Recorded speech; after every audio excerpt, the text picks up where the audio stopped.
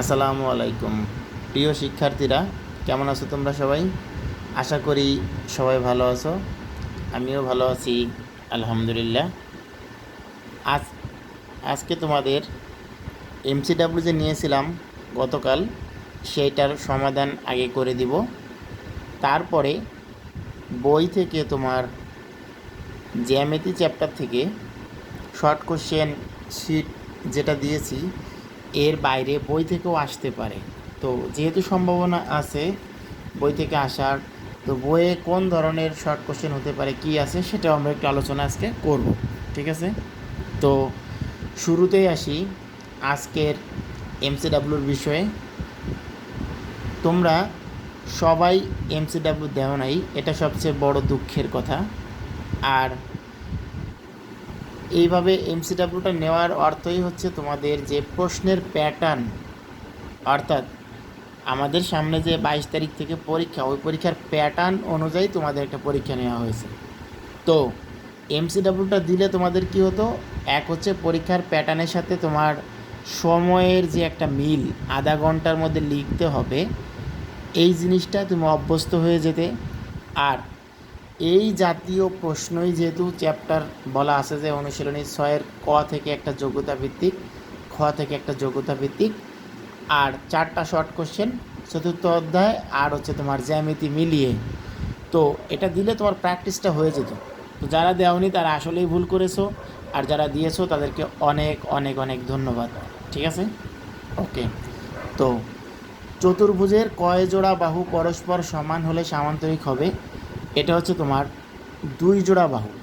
চতুর্ভুজের 2 জোড়া বাহু পরস্পর সমান্তরাল হলে সেটাকে সামান্তরিক হবে। সেটা আয়তও হয়। তো সামান্তরিক যেহেতু বলা আছে, 2 জোড়া বাহু পরস্পর সমান্তরাল হতে হবে। তো 2 জোড়া বাহু বলতে আমরা কি বুঝি সেটা তোমরা অবশ্যই বুঝতে পারতেছো, যে 2 জোড়া বাহু বলতে এই একটা সামান্তরিক, এই বাহু আর এই বাহু হচ্ছে সমান্তরাল। সমান্তরাল বলতে এই মাঝখানে ডিস্টেন্সটা সমান, আবার এই বাহু আর এই বাহু হচ্ছে সমান্তরাল, এই মাঝখানে ডিস্টেন্সটা সমান। এই দুইটা লাইন যখন এই মাঝখানে সমান ডিস্টেন্স রেখে সামনে যায়, তখন এই লাইন দুটোকে বলে সমান্তরাল লাইন। তুমি রেল লাইনের কথা চিন্তা করতে পারো, এইভাবেও এই দুইটা হচ্ছে সমান্তরাল লাইন। তো সমান্তরাল লাইন হলে মাঝখানে জায়গা সমান থাকে, এটাকেই বলা হচ্ছে তোমার সমান্তরাল। আর এই সমান্তরাল হওয়ার জন্য সামান্তরিকের ক্ষেত্রে 2 জোড়া বাহু সমান্তরাল হয়, আর ট্রাপিজিয়ামের ক্ষেত্রে হয় 1 জোড়া। একটার মাধ্যমে আর একটা জেনে গেলা, ট্রাপিজিয়ামের হবে হচ্ছে 1 জোড়া, আর সামান্তরিকের হবে হচ্ছে 2 জোড়া। তো গেল। এখন উত্তরটা তুমি কিভাবে লিখবা? আচ্ছা, উত্তরটা একটু পরে দেখাচ্ছি। আয়তের কয়টি কোণ সমকোণ? আয়তে মূলত 4টি কোণই সমকোণ।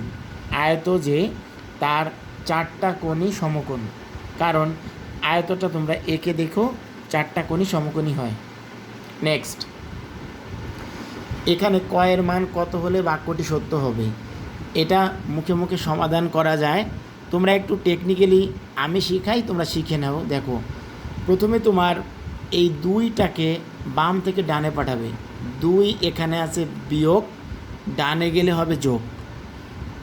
30-এর সাথে 2 যোগ করলে 32। এরপরে 4টা আছে গুণ, গুণটাকে ওই পাশে পাঠাবে, ভাগ হবে। 32কে 4 দিয়ে ভাগ করলে 8।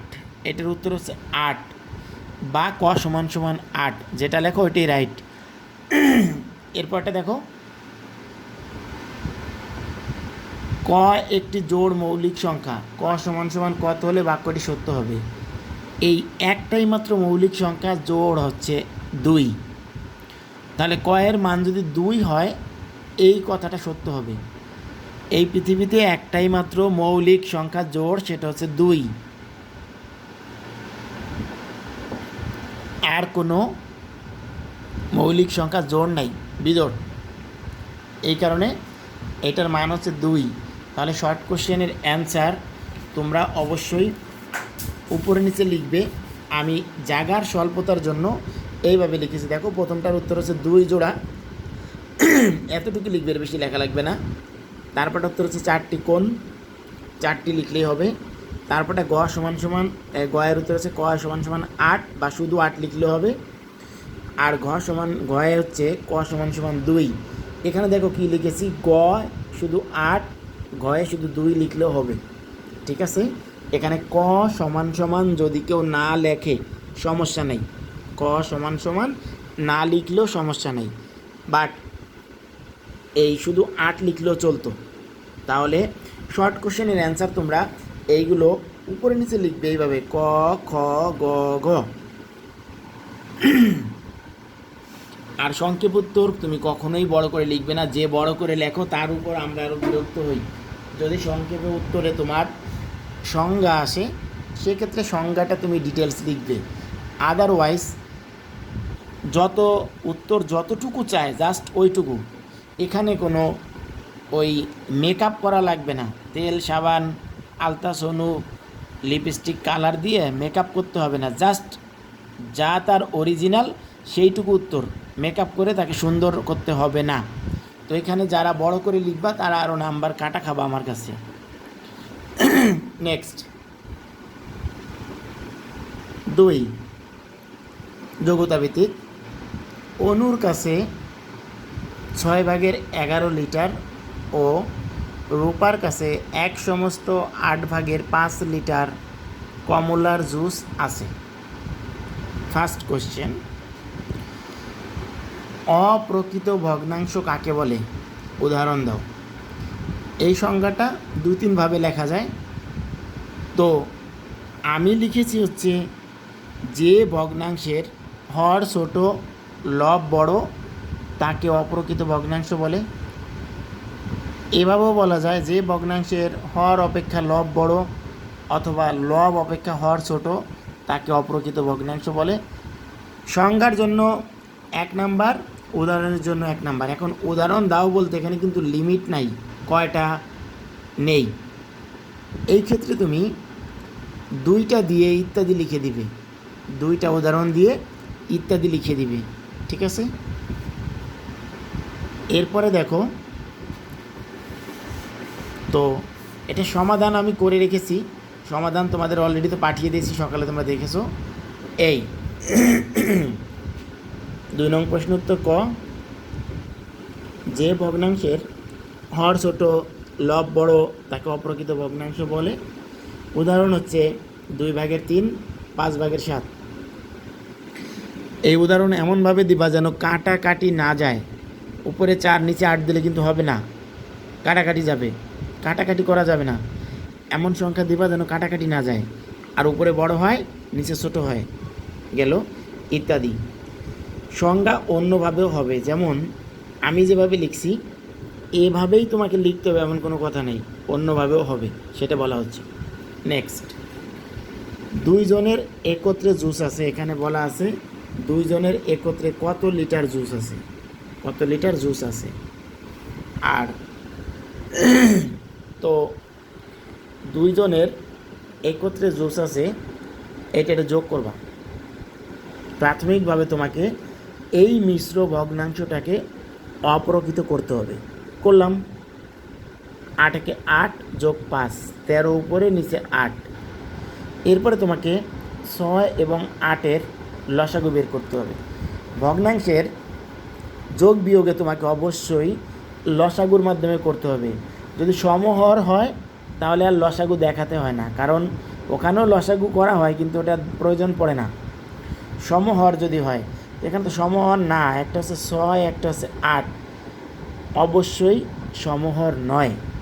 তো এখানে 6 এবং 8-এর লসাগু বের করবা। 6 এবং 8-এর লসাগু হচ্ছে 24। যদি না বোঝো পাশে করে নিবা। এরপরে এই হর দিয়ে 24কে ভাগ করবা 4, সেই 4 11-র সাথে গুণ হয়ে উপরে বসবে 44। এই হর দিয়ে 24কে ভাগ করবা 3, সেই 3 উপরেটার সাথে গুণ হয়ে এখানে বসবে 39। উপরে যোগ করলে 83, নিচে 24। 83 একটা মৌলিক সংখ্যা, কাটাকাটি যাবে না, ভাগ করতে হবে। ভাগটা পাশে দেখিয়ে দিয়েছি। 24 83-র মধ্যে 3 বার যায়, 3 যাবে পূর্ণ সংখ্যায়। 3 বার যাওয়ার পরে তোমার ভাগশেষ থাকে 11, 11 আসবে লবে, 24 যে নিচে ছিল ওইটা নিচেই থাকবে, নিচের 24 নিচেই থাকবে। উত্তর এটা হলো। এরপরে প্রশ্ন বলছে কার জুসের পরিমাণ বেশি। ভগ্নাংশের ক্ষেত্রে কার বেশি, কার কম, কোন রং বেশি, কিভাবে বেশি পথ গেল, ওই যে বাস রিক্সার একটা অঙ্ক আছে, এই জাতীয় কিছু চাইলে সমহর করতে হবে। মনে রাখবা, মাইন্ডেড, সমহর করতে হবে। তো সমহর যদি করো, এইখানে তোমার উল্লেখ করে নিবা অনুর জুস আছে এত লিটার, রূপার জুস আছে এত লিটার। এখানে মিশ্র ভগ্নাংশ না লিখে অপ্রকৃত ভগ্নাংশটা লিখেছি। এখানে হরগুলোর লসাগু 6 এবং 8-এর লসাগু, এইখানে যদি 24 হয় এখানে 24ই হবে, ঠিক আছে। এই হচ্ছে লসাগু 24। প্রথম ভগ্নাংশের হর দিয়ে ভাগ করবা, 6 দিয়ে 4 হয়। প্রথম ভগ্নাংশের সাথে এই এখানে একটু ভুল লেখা আছে, সেটা হচ্ছে তোমার এই জায়গাটায় 6 হবে, এই যে এইখানে 6, ঠিক আছে, 6। আর ভাগফল হচ্ছে 4, এই 6-এর সাথে 4 গুণ হবে। এখানে 4 লেখা ছিল বলে এখানে 4 আগে লিখে ফেলেছি। গুণের সময় আগে পিছে লিখলে সমস্যা হয় না, ঠিক আছে।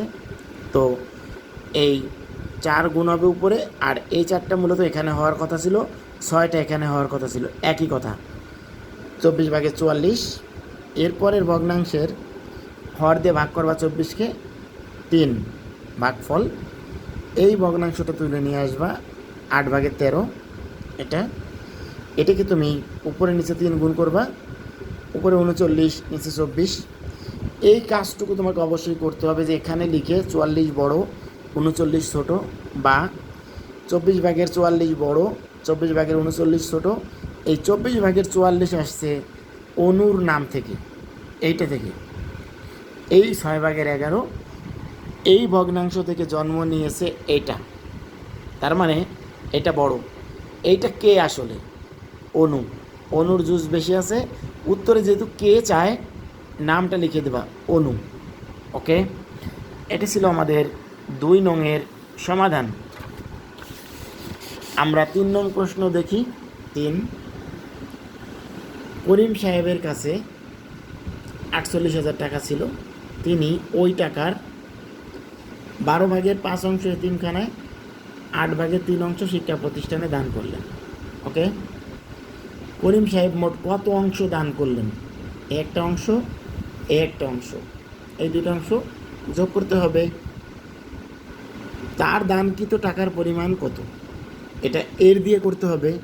নেক্সট, তার কাছে আর কত টাকা অবশিষ্ট রইল, এটা বিয়োগ করতে হবে। তাহলে আমরা সমাধানটা দেখি। এই করিম সাহেব মোট দান করলেন 12/5, 8/3। এখানে তোমাকে 12 আর 8-এর লসাগু বের করতে হবে। 12 আর 8-এর লসাগু হচ্ছে 24, না বুঝলে পাশে করে নিবে। 12 আর 8-এর লসাগু হচ্ছে 24। প্রথম ভগ্নাংশের হর 12, 12 দিয়ে 24কে ভাগ করবা 2, সেই 2 গুণ হবে 5-এর সাথে 10।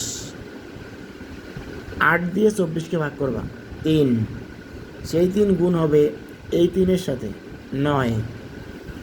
উপরে যোগ করলে হয় 19, আর নিচে হয় 24। কাটাকাটি যায় না। আবার প্রকৃত ভগ্নাংশ মিশ্র করার কোনো ওয়ে নেই। উত্তর এটাই, উত্তর এটাই। নেক্সট, তার দানকৃত টাকার পরিমাণটা কত? একটা হচ্ছে অংশ বের হয়েছে, দান করছে এত অংশ, এত অংশে কত টাকা হয় এইটা বের করতে হবে। তো ক হতে পাই, দান করেন এত অংশ, তার কাছে ছিল 48,000 টাকা, সুতরাং দান করলেন এই 48,000 এর 24/19। এখন 24 দিয়ে শুধু 48কে কাটলে হয় 2, শুধু 48কে কাটলে হয় 2, আর 3টা শূন্য বসে যাবে। 2000, 2000কে তোমার 19 দিয়ে গুণ হবে, এর মানে গুণ 2000-এর সাথে 19 গুণ হলে হয় 19 দুগুণ 38,000। তাহলে দান করলেন 38,000 টাকা। এর পরের প্রশ্ন হচ্ছে তার কাছে কত টাকা অবশিষ্ট রইল। তো তার কাছে প্রথমে ছিল কত, 48,000, দান করলেন কত, 38,000, সুতরাং অবশিষ্ট রইল কত, 48 থেকে 38 বাদ দিবা, 10,000 টাকা অবশিষ্ট রইল, 10,000 টাকা। এই ছিল আমাদের আজকের এমসিডাব্লিউর মানে গতকালকের এমসিডাব্লিউর সমাধান। তো যেভাবে করা হয়েছে তুমি এইভাবে করলে ফুল নাম্বার পাবে, আর যদি ভুল টুল হয় তাহলে তো বোঝোই যে পরিপূর্ণ নাম্বার তুমি পাচ্ছ না। সো নেক্সট পরীক্ষা যেটা আমাদের ম্যাথ পরীক্ষা 22 তারিখ, ওই পরীক্ষার জন্য প্রস্তুতি নিতে থাকো, ওই পরীক্ষার জন্য প্রস্তুতি নিতে থাকো, ঠিক আছে? তাহলেই তোমরা ভালো পরীক্ষা দিতে পারবে। আর সিলেবাস সম্পর্কে তোমাদের স্বচ্ছ ধারণা হয়ে গেল এই প্রশ্নের প্যাটার্ন দেখে, এই প্রশ্নের প্যাটার্ন দেখে সিলেবাসের প্রশ্ন কিভাবে সেট হবে সেটা তুমি জেনে গেলে। টোটাল নাম্বার হবে 20, সময় থাকবে 30 মিনিট। এই পরীক্ষা দিতে তোমরা অনেকেই সময়ের সাথে পারোনি, তো এই জন্যই এমসিডাব্লিউটা নেওয়া, যে তোমার একটা অভিজ্ঞতা হোক, তোমার একটা এক্সপিরিয়েন্স হোক, যে তুমি এইরকম প্রশ্ন আসলে এই সময়ের মধ্যে পারবে কি না। প্রশ্ন এর থেকেও কঠিন আসতে পারে, কিন্তু সময় 30 মিনিটই থাকবে। সো তোমাকে ফাস্ট হতে হবে, প্রশ্ন যেভাবে আসুক, যত কঠিন আসুক, তোমাকে ফাস্ট হতে হবে, তাহলেই তুমি কাঙ্ক্ষিত লক্ষ্যে পৌঁছাতে পারবে, ঠিক আছে? তো প্রশ্নের প্যাটার্ন জেনে গেলে 4টা শর্ট কোশ্চেন, একটা যোগ্যতা ভিত্তিক 6-এর ক থেকে, একটা যোগ্যতা ভিত্তিক 6-এর খ থেকে। এখন এই 6-এর কয়ে তোমাদের শীটে 10টা আছে, এই 10টা অঙ্কের নিয়মের যে কোনো একটা অঙ্ক, সরাসরি সংখ্যা বা কথাবার্তা নাও মিলতে পারে। আর এখানেও তোমার 10টা অঙ্ক আছে ক্ষয়ে, সেখান থেকেও একই কথা, যে সংখ্যা বা কথাবার্তা নাও মিলতে পারে, তোমাকে নিয়ম শিখবা। মেন হচ্ছে অঙ্কের নিয়ম শেখা, নিয়ম জানলেই তুমি সব কিছু পারবা। তো এটা ছিল তোমাদের এমসিডাব্লিউ সমাধান। আর কি বলেছিলাম, যে বই থেকে আমরা এই জ্যামিতি অংশটা, বইয়েও কিছু জিনিসপত্র আছে, ওইগুলো আমরা আলোচনা করতে চাই, ঠিক আছে? তো এখানে তোমার বই থেকে একটু আলোচনা করে যাই। এখানে দেখো পৃষ্ঠা 101, 4টি রেখা দ্বারা সীমাবদ্ধ আকৃতি, আকৃতি মানে চিত্র, আকৃতিকে চতুর্ভুজ বলে। যে চতুর্ভুজের 4টি কোণ সমকোণ তাকে আয়ত অথবা বর্গ বলে। বর্গও হবে, আয়তও হবে। বর্গ কথাটা লেখা নেই, আমি লিখে দিয়েছি। যে আয়তের 4টি বাহু সমান, আয়ত সাধারণত এরকম হয়, লম্বা 2টা বাহু, 2টা বাহু ছোট। এখন যদি 4টি বাহু সমান করে ফেলি, এই চিত্রটা হবে বর্গ, চিত্রটা হবে বর্গ। তাই লেখা আছে যে আয়তের 4টি বাহু সমান তাকে বর্গ বলে, ঠিক আছে? এরপরে তোমরা 103 নাম্বার পেজে যাও, দেখো যে চতুর্ভুজের এক জোড়া বাহু পরস্পর সমান্তরাল তাকে ট্রাপিজিয়াম বলে। যে চতুর্ভুজের 2 জোড়া বাহু পরস্পর সমান্তরাল তাকে সামান্তরিক বলে। তোমাদের শর্ট কোশ্চেনে এইটা দিয়েছিলাম প্রথমেই। মানে 2 জোড়া বাহু সমান্তরাল হলে এটা হচ্ছে সামান্তরিক। এটা দিয়েছিলাম তোমাদের, পেরেছো ম্যাক্সিমাম।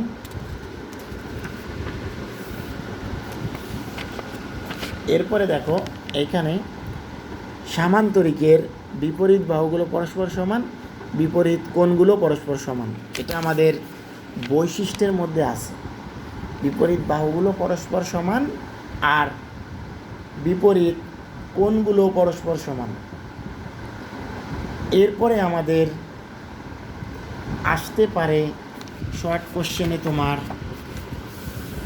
এই রকম একটা চিত্র দিয়ে এখানে যদি কোণগুলো মেনশন করি, দেখো ক, খ, গ, ঘ। এখন তোমাকে যদি জিজ্ঞেস করে যে এই বাহুর দৈর্ঘ্য দিয়ে এই বাহুর দৈর্ঘ্য কত, এই বাহুও যত বড় হবে এই বাহুও তত বড় হবে। এই কারণে দেখো এটাও 4, এটাও 4। আবার এই বাহু যত বড় এই বাহুও তত বড় হবে, এটা 3, এটাও 3। কোণের ক্ষেত্রে ক কোণ দেওয়া আছে 60 ডিগ্রি, তাহলে এই গ কোণ যেটা সেম এটার বিপরীত, এটাও 60 ডিগ্রি হবে।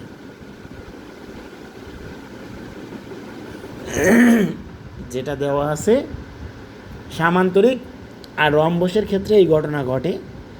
আর আসলে তোমার সামান্তরিক আর রম্বস দিয়ে আসবে, অন্য কোনো চিত্র দিয়ে আসবে না। তো এটা 60 ডিগ্রি হলে এটাও 60 ডিগ্রি। তাহলে এই দুইটা কোণ, এটাও যা হবে এটাও তাই হবে। একটা বের করতে পারলেই চলে, একটা কোণ বের করতে পারলেই চলে। এখন কিভাবে বের করবে? এই সামান্তরিক আর রম্বসের ক্ষেত্রে যদি এইরকম প্রশ্ন আসে, তাহলে তোমাদের একটাই টেকনিক শিখিয়ে দেব, সেটা হচ্ছে একটা কোণই তো দেওয়া আছে, এটা তো আমরা বের করলাম, একটাই দেওয়া আছে। যেটা দেওয়া আছে এই 180 থেকে যেটা দেওয়া আছে ওটা বিয়োগ করবা, বিয়োগ করলে থাকে 120।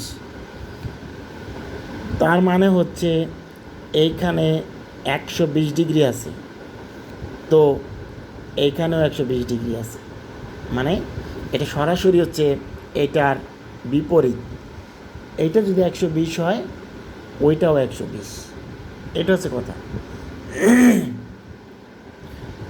তাহলে যদি তোমাদের সামান্তরিক দিয়ে এরকম আসে, তোমরা অবশ্যই পারবে বলে আমি মনে করি। এটা ছিল 105 নম্বর পৃষ্ঠা। এই পৃষ্ঠায় তোমাদের দেখো একটা চিত্র আছে, এইখানে একটা চিত্র আছে। এই চিত্র দিয়ে 4টা কোশ্চেন আছে এখানে, আর এই চিত্র দিয়ে 4টা কোশ্চেন, নিচে 4টা। উপরের 4টা দেখো ক, ঘ, এই ক আর হচ্ছে ঘ, এটা কত সেন্টিমিটার। এই নিচে এইটা যদি 6 হয় এটাও 6, তাহলে উত্তর হবে 6 সেন্টিমিটার। ওকে, গ ঘ কত সেন্টিমিটার, গ ঘ মানে হলো এইটা। এই সাইডে দেখো মান দেওয়া আছে 12 সেন্টিমিটার, এইটাও 12 সেন্টিমিটার, ঠিক আছে, 12 সেন্টিমিটার। নেক্সট, ঘ কোণ কত ডিগ্রি? এই ঘ হচ্ছে তোমার খ কোণের বিপরীত। খ যদি 80 হয় এটাও 80, এই কারণে এই উত্তরটা হবে 80 ডিগ্রি। এরপরে বলছে ক কোণ কত ডিগ্রি, ক মানে এটা। এখন তোমাদের তো নিয়ম শিখিয়ে দিয়েছি যে 180 থেকে যেটা দেওয়া আছে সেটা বাদ দিবা। 180 থেকে এই 80 বাদ দিলে থাকে 100, এই কোণটা 100 ডিগ্রি, এইটাও 100 ডিগ্রি। এরপরে চিত্র সেম, দেখো 5 নাম্বার থেকে শুরু হয়েছে। উমো জ কত সেন্টিমিটার, উমো জ হচ্ছে এটা 12, ওটাও 12, তাই 12 সেন্টিমিটার হবে। চ কত সেন্টিমিটার, এটা হচ্ছে 9 সেন্টিমিটার, এই বাহুও 9 সেন্টিমিটার হবে। ওকে, 9 সেন্টিমিটার। জ কোণ কত ডিগ্রি, এই চ এর বিপরীত হচ্ছে চ হচ্ছে 140, এটাও 140 হবে, তাই এটার উত্তর হবে 140। ছ কোণ কত ডিগ্রি, 180 থেকে 140 বাদ দিবা, 180 থেকে 140 বাদ দিলে হয় 180 থেকে 140, 40 ডিগ্রি। তাহলে এই কোণটা হবে 40 ডিগ্রি, এইটাও 40 ডিগ্রি। তো এইগুলো বুঝতে পেরেছো আশা করি। এরপরে যে চতুর্ভুজের 4টি বাহুর দৈর্ঘ্য সমান তাকে রম্বস বলে। বর্গ এক ধরনের রম্বস, এই যে বললো বর্গ এক ধরনের রম্বস, এটি দিয়ে শর্ট কোশ্চেন হতে পারে। ঠিক আছে, যে বর্গ এক ধরনের কি, তখন লিখবা রম্বস, বর্গ এক ধরনের রম্বস। এখানে আর কিছু নেই। এখানে দেখো রম্বসের বিপরীত বাহুগুলো পরস্পর সমান্তরাল আর বিপরীত কোণগুলো সমান, এটা আমাদের বৈশিষ্ট্যের মধ্যে আছে। এখানে দেখো সামান্তরিকের কর্ণদ্বয় পরস্পরকে মধ্যবিন্দুতে মিলিত হয়, এটা একটা শর্ট কোশ্চেন হতে পারে। রম্বসের কর্ণদ্বয় পরস্পরের মধ্যবিন্দুতে মিলিত হয় এবং পরস্পরের উপর লম্ব। এই পরস্পরের উপর লম্ব কথাটার অর্থ হচ্ছে এইটা, যে এই কর্ণদ্বয় যেখানে ছেদ করলো এইখানে প্রত্যেকটা কোণ 90 ডিগ্রি, এই কথার অর্থই হচ্ছে পরস্পরের উপর লম্ব, প্রত্যেকটা কোণ 90 ডিগ্রি, এই জন্য লম্ব কথাটা আসছে। লম্ব কথাটার সাথে 90 ডিগ্রির একটা কানেকশান আছে।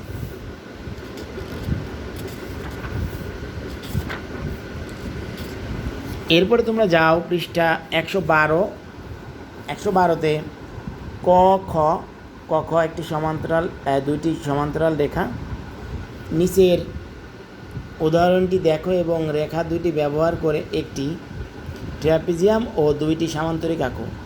যেটা আঁকা আছে এটা একটা ট্র্যাপিজিয়াম, যেটা আঁকা আছে এটা একটা ট্র্যাপিজিয়াম। সামান্তরিক মানে হচ্ছে এরকম দিয়ে আঁকলেই হবে। তো এগুলো সাধারণত চিত্রের কিছু এইভাবে আসে না।